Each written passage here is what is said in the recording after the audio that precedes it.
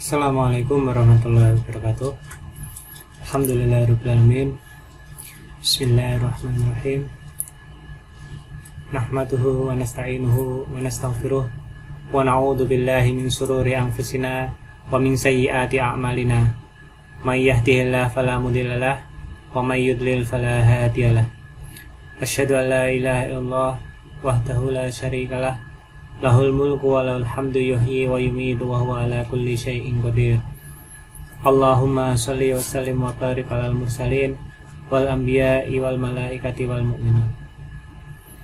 Saudaraku semua yang dirahmati Allah, pada kesempatan kali ini mari kita coba lanjutkan materi yang telah kita pelajari, melanjutkan yang sebelumnya tentang hakikat tauhid part 7. Nah, kemarin di pertemuan yang lalu kita sudah membahas bahwa Islam dimulai dari asing dan kemudian datang dengan asing dan akan kembali menjadi asing sebagaimana awalnya. Nah, setelah Rasulullah meninggal 1400 tahun yang lalu lebih, sekarang sudah 1400 lebih 31 atau 38 Hijriah, maka Islam kembali asing. Kenapa kembali asing? Karena kebanyakan umat Islam sekarang belajar bukan langsung dari Alkitab dan dilarang untuk mempelajari langsung dari Alkitab. Kita tidak mengetahui ayat-ayatnya, kita tidak mengetahui sambungan makna ayat yang pertama dengan ayat yang selanjutnya. Kita mempelajari Al-Quran urut berdasarkan surat, padahal ketika Rasulullah menjelaskan Al-Quran bukan dipelajari secara urut tetapi berdasarkan tema. Misalkan tentang sholat, maka kita cari semua ayat yang ada kata sholatnya, kemudian kita renungkan, kemudian kita hubungkan, pelan-pelan kita baca, perlahan-lahan di waktu sepertiga malam yang terakhir, sambil bermunajat, banyak mengingat Allah, mengurangi tidur, sehingga Allah memberikan petunjuk. Mohon dipertemukan dengan orang-orang yang diberi kesanggupan untuk menerangkan isi Al-Quran. Maka janganlah sampai ada keraguan untuk belajar Al-Quran.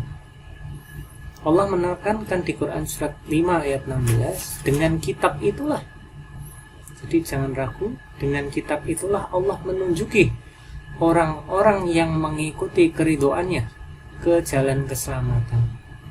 Nah, ketika kita menggunakan hadis, bagaimana cara membedakan apakah hadis itu benar atau salah? Bukan dari riwayatnya siapa, tetapi apakah itu bertentangan dengan Al-Quran ataukah tidak. Bukan dari sanadnya, tapi dari isi maknanya.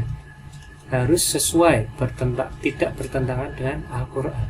Tetapi untuk menjelaskan Al-Quran harus dengan Al-Quran itu sendiri, ayat yang lainnya. Ketika kita menggunakan hadis untuk menjelaskan Al-Quran, padahal hadis derajatnya lebih rendah, maka tidak bisa. Kita bisa menggunakan Al-Quran untuk menerangkan hadis, tapi tidak bisa menggunakan hadis untuk menerangkan Al-Quran. Nah, itulah mengapa banyak di antara kita akhirnya memahami Al-Quran secara salah. Maka Allah mengingatkan kita untuk kembali menggunakan kitab. Dengan kitab itulah Allah menunjuki orang-orang yang mengikuti keridhoannya ke jalan keselamatan. Seperti apa dan bagaimana kita mengikuti Al-Quran. Yang paling utama iman kepada Alkitab, bukan iman kepada Al-Hadis. Dan dengan kitab itu pula Allah mengeluarkan orang-orang itu dari gelap gulita kepada cahaya yang terang benderang dengan seizinnya, dan menunjuki mereka ke jalan yang lurus, yaitu di Quran surat 5 ayat 6. Nah, mengapa hal ini terjadi? Karena kebanyakan kita di Quran surat 6 ayat 116. Dan jika kamu menuruti kebanyakan orang yang di muka bumi, niscaya mereka akan menyesatkanmu dari jalan Allah. Mereka tidak lain hanyalah mengikuti prasangka belaka, dan mereka tidak lain hanyalah berdusta. Jadi apa yang dilakukan itu tanpa ilmu, tanpa petunjuk, hanya mengikuti nenek moyang, mengikuti buku-buku, di mana belum tentu kebenarannya. Jadi harus kita memahami, berusaha mengamalkan sesuai dengan ilmunya. Di Quran surat 17 ayat 36. Jangan asal percaya dengan ustadz. Kita tanyakan dasar keterangan itu seperti apa dan bagaimana. Kemudian kita pikirkan, kita bandingkan dengan ustadz yang lainnya. Kemudian kita mohon pada Allah, bermunajat sungguh-sungguh untuk mengambil yang terbaik di Quran surat 39 ayat 18. Nah, maka Allah memberi pengetahuan. Ini adalah sebuah kitab yang kami turunkan kepadamu, penuh dengan berkah supaya mereka memperhatikan ayat-ayatnya dan supaya mendapat pelajaran orang-orang yang mempunyai pikiran. Jadi orang-orang yang mempunyai pikiran itu harus kritis, kreatif. Dia sungguh-sungguh belajar, tidak hanya ikut-ikutan, mempelajari dengan sungguh-sungguh, mencari orang yang tadi memiliki ilmu pengetahuan tentang Alkitab atau Al-Quran. Bagaimana caranya? Kita minta kepada Allah. Nah, kebanyakan seperti apa? Kalau kita tanya kepada kebanyakan umum, maka menggunakan kitab yang lain, dan mereka melarang orang lain mendengarkan Al-Quran, dan mereka sendiri menjauhkan diri daripadanya menggunakan kitab-kitab kuning. Dan mereka hanyalah membinasakan diri mereka sendiri, sedang mereka tidak menyadari. Maka kita harus berpegang teguh pada kitab Allah di Quran surat 5 ayat 46. Dan ingatlah ketika Tuhanmu mengeluarkan anak-anak Adam. Nah, kita ingat kembali Allah berfirman pada kita tentang peristiwa kejadian penciptaan manusia. Allah memberikan ilmu. Apa ilmu itu? Yang membedakan manusia dengan makhluk yang lainnya, yaitu Allah memberikan hati atau jiwa, yaitu dari unsur kehalusan sampai ke rohani. Dan Allah memberikan rohani. Nah, di sini yang bersaksi adalah jiwa, yaitu manusia alam baka, dan rohani ketika jasmani masih di dalam kandungan. Nah, Allah bersaksi, menyaksikan, memberi pengetahuan. Jadi kita tidak bisa menyalahkan Allah. Saya lahir dari orang Kristen atau Katolik atau Hindu atau Buddha. Allah sudah mengingatkan diri kita masing-masing, dan kita sudah mengakui adanya Tuhan, dan kita sudah melihat Tuhan secara langsung, yaitu apa? Degradasinya zat sifat nur asma Allah, zat sifat nur asma Allah di dimensi 1.1. Nah, di sini mereka menjawab, betul, engkau Tuhan kami. Maka dengan itu manusia bisa bertanya langsung kepada Tuhan. Misal kita belum mengenal Tuhan, ya Tuhan pencipta langit dan bumi, beri petunjuk kami, mana jalan yang lurus, pertemukan kami kepada orang yang diberi kekuatan menerangkan Alkitab. Nah, di sini pada hakikatnya semua manusia sudah Islam, yaitu dari persaksian tadi, rohani dan jiwanya. Maka sudah bisa membedakan. Misalkan membunuh itu akan termasuk perbuatan buruk, dia akan ada gelisah di dalam hatinya, di dalam jiwanya. Ketika dia melakukan kebaikan, akan timbul ketenangan. Nah, ini adalah akibat dari adanya persaksian. Kita bisa tahu perkataan Tuhan di dalam Al-Quran, ada rasa gemetar. Nah, ini adalah akibat dari persaksian tadi. Nah, tapi kalau kita tidak memikirkan kalimat-kalimat itu, kita tidak merenungkan, jadi kita lalai, diliputi hawa nafsu, maka kita tidak bisa membedakan. Ketika kita ada kultus, yakin bahwa ustadz ini pasti benar, tidak mungkin salah, nah itu akan menutup kebenaran, maka kita akan sulit untuk dinasihati dengan Al-Quran. Jadi walaupun yang menegur ataukah memberikan informasi bukan seorang ustadz atau ulama besar, tapi ketika dibacakan Al-Quran, maka kita wajib mendengarkan sesama, jangan dibantah dulu, kita pakai logika, kita renungkan kembali, kita coba pahami, jangan buru-buru mengambil kesimpulan bahwa itu adalah sesat atau salah. Nah, bukankah aku ini Tuhanmu? Mereka menjawab, betul, engkau Tuhan kami. Kami menjadi saksi. Kami lakukan yang demikian itu agar di hari kiamat kamu tidak mengatakan, sesungguhnya kami Bani Adam adalah orang-orang yang lengah terhadap keesaan Tuhan. Nah, setelah lahir kemudian jasmani harus mencari, kita ikut misalkan perkumpulan A, perkumpulan B, perkumpulan C, ikut torekoh Nasabandia, ikut torekah macam-macam, ada kita ikut Islam, Kristen, Katolik, kita pelajari semua agama, kemudian kita renungkan mana yang paling benar, kita mohon pada Allah. Nah, itulah hakikatnya apa yang dilakukan oleh Ibrahim ketika melihat bintang. Ada orang yang ikut melihat bintang atau menyembah bintang. Kemudian Ibrahim berkata, oh, saya tidak suka kepada yang tenggelam karena bintang tenggelam. Kemudian melihat bulan terbit, dia berkata, inilah Tuhanku. Tapi setelah bulan itu terbenam, dia berkata, sesungguhnya jika Tuhanku tidak memberi petunjuk kepadaku, pastilah aku termasuk orang yang sesat. Kemudian tatkala ia melihat matahari terbit, dia berkata, inilah Tuhanku, ini yang lebih besar. Maka tatkala matahari itu terbenam, dia berkata, hai kaumku, sesungguhnya aku berlepas diri dari apa yang kamu persekutukan. Jadi kita dalam proses pencarian bisa jadi dulu ikut di berbagai macam ajaran-ajaran yang lain, yang intinya tidak mengenal Allah dengan sebenarnya, tidak menggunakan Alkitab. Nah, bagaimana yang benar? Kemudian kita mencari sampai bertemu dengan ajaran yang terakhir tadi, sesungguhnya aku menghadapkan diriku kepada Rob yang menciptakan langit dan bumi. Jadi ketika kita melihat ciri bahwa Allah mempertemukan kita dengan orang yang bisa mengajarkan, mengenalkan Allah dengan sebenar-benarnya, Sang Pencipta yang menciptakan langit dan bumi, yang bersumber dari Al-Quran, maka itulah kebenaran, dengan cenderung kepada agama yang benar, yaitu berdasarkan Alkitab. Dan aku bukanlah termasuk orang yang mempersekutukan Tuhan.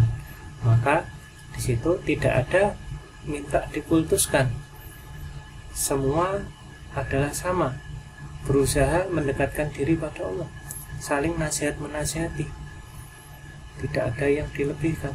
Sesungguhnya aku menghadapkan diriku kepada Rob yang menciptakan langit dan bumi, dengan cenderung kepada agama yang benar, dan aku bukanlah termasuk orang-orang yang mempersekutukan Tuhan. Nah, itu adalah ciri dan kunci. Mudah-mudahan Allah memberikan kita kekuatan dan pemahaman agar kita bisa termasuk orang-orang yang diberi petunjuk. Nah, seperti apa sih hakikatnya tauhid? Adalah mengenal Allah. Salah satunya di Quran surat 255. Allah tidak ada Tuhan yang berhak disembah melainkan Dia yang maha hidup, yang kekal, lagi terus menerus mengurus makhluknya, tidak mengantuk dan tidak tidur. Kepunyaannya apa yang ada di langit dan di bumi. Tiada yang dapat memberi syafaat di sisi Allah tanpa izinnya. Allah mengetahui apa-apa yang di hadapan mereka dan di belakang mereka, dan mereka tidak mengetahui apa-apa dari ilmu Allah melainkan apa yang dikehendaki. Maka kita mohon agar Allah mengajarkan ilmunya. Kursi Allah meliputi langit dan bumi. Jadi Jadi kursinya bukan Allahnya. Di kerajaan Allah adalah di Arsy, tapi bukan Allah berada di Arsy, karena Allah maha besar. Allah maha meliputi segala sesuatu, dan Allah tidak merasa berat memelihara keduanya, dan Allah maha tinggi lagi maha besar. Mereka menyembah selain Allah sesuatu yang tidak memberi mudarat dan tidak memberi manfaat bagi mereka. Dan mereka berkata, mereka adalah pemberi syafaat kami di sisi Allah. Nah, ini kalau kita meyakini Rasul pemberi syafaat yang nanti akan menyelamatkan kita di hari kiamat, sebenarnya bukan di hari kiamat, tetapi saat kita yakin kepada ajaran yang dibawa Rasulullah saat ini, kemudian melaksanakannya, sungguh-sungguh mengaplikasikannya. Tapi bukan setelah kita meninggal seperti itu, karena Rasulullah sudah meninggal. Nah, maka kita harus mencari orang yang diberi petunjuk untuk memberikan pertolongan. Apa pertolongannya? Yaitu mengajarkan ilmu. Nah, karena ilmu ini sangat sulit, sangat berat, harganya mahal. Dengan ilmu Allah memberikan syafaat tadi, keselamatan tadi. Nah, seperti apa sistemnya? Katakanlah, serulah mereka yang kamu anggap sebagai Tuhan selain Allah. Mereka tidak memiliki kekuasaan seberat zarrah pun di langit dan di bumi. Mereka tidak mempunyai suatu saham pun dalam penciptaan langit dan bumi. Dan sekali-kali tidak ada di antara mereka yang menjadi pembantu baginya. Dan tiadalah berguna syafaat di sisi Allah, melainkan bagi orang-orang yang telah diizinkannya memperoleh syafaat itu. Jadi tidak berguna syafaat kecuali orang-orang yang telah diizinkan memperoleh syafaat, yang telah diizinkan. Siapa itu? Yaitu orang-orang yang mempelajari Alkitab sungguh-sungguh sampai akhir hayatnya mengikuti majelis Alkitab. Walaupun nanti misalkan iman dan bagian lepas, tapi sungguh-sungguh jangan sampai berputus asa. Sehingga apabila telah dihilangkan ketakutan dari hati mereka, mereka berkata, apakah yang telah difirmankan oleh Tuhanmu?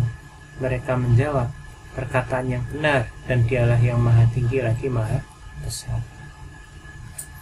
Mereka tidak berhak mendapat syafaat kecuali orang-orang yang telah mengadakan perjanjian di sisi Tuhan yang maha pemurah, yaitu ketika kita sudah di sibgoh, baru kita boleh mendapatkan syafaat. Nah, kalau kita mau disibgoh harus belajar Alkitab, Al-Quran, minta ampun pada Allah, meyakini tentang rohani, meminta agar diri kita disucikan di telaga Kausar, meminta rumah, meminta pakaian. Nah, maka pada saat itu nanti Allah juga akan mengadakan perjanjian dengan kita untuk berjihad merubah sifat-sifat buruk yang ada dalam diri kita. Nah, setelah itu bagaimana? Di dalam berjihad kita mengaplikasikan dan terus berusaha untuk mengikuti majelis bersama orang-orang yang menerangkan kitab Allah. Bersabar sampai akhir hayat. Dan bersabarlah kamu bersama-sama dengan orang-orang yang menyeru Tuhannya di pagi dan senja hari dengan mengharap keridhoannya. Dan janganlah kedua matamu berpaling dari mereka. Kita tinggalkan majelis, kita tinggalkan, ada perintah sholat tahajud, ada perintah mengingat Allah pagi, petang, siang, dan malam, menafkahkan sebagian rezeki. Jadi kita sungguh-sungguh mengerjakan semua perintah Allah, bukan mengharapkan perhiasan dunia, tapi hanya mengharapkan ridho Allah, mengharapkan dekat dengan Allah, bukan karena pahala. Dan janganlah kamu mengikuti orang yang hatinya telah kami lalaikan dari mengingati kami. Berarti tidak boleh lalai, senantiasa harus selalu dalam setiap hembusan nafas mengingat Allah pagi, petang, siang, dan malam. Serta jangan sampai kita menuruti hawa nafsu kita, dan adalah keadaan hal itu melewati batas. Mudah-mudahan Allah memberikan kita pemahaman tentang hakikat tauhid yang sebenarnya, hakikat dari orang-orang yang mengadakan perjanjian yang disucikan. Itulah agama tauhid sebagaimana yang diajarkan para rasul sejak zaman Adam sampai akhir zaman. Tidak ada perubahan, Mudah-mudahan kita digolongkan hamba-hambanya yang diberi petunjuk dan selalu istiqomah di jalannya. Mohon maaf apabila ada salah kata atau kekurangan. Wabillahi taufiq wal hidayah. Wassalamualaikum warahmatullahi wabarakatuh.